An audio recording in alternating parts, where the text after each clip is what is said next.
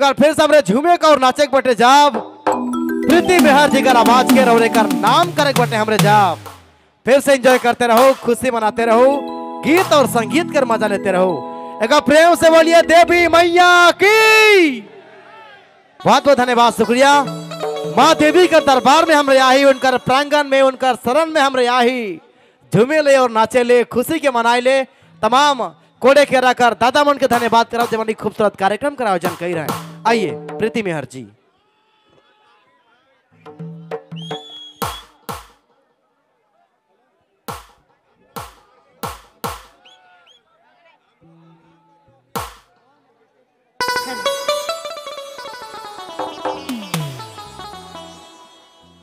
हे पिया,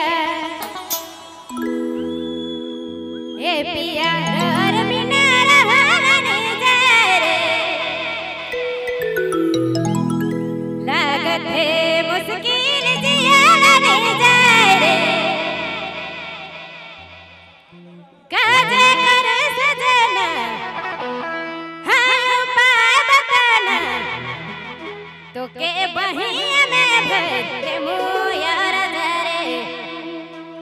तो के छतिया लगा रे मोये राजा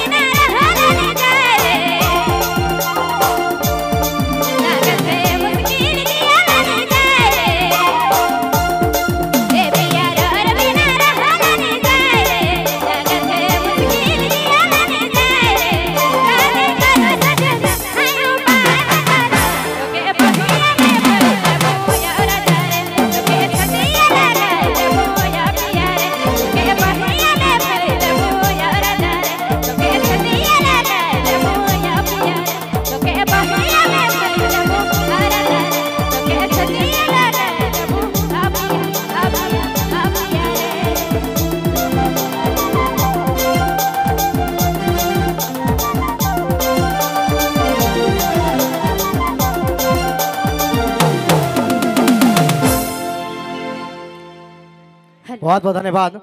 और फिर से एक बार फरमाइश हुआ थे ठई की दे ले मोके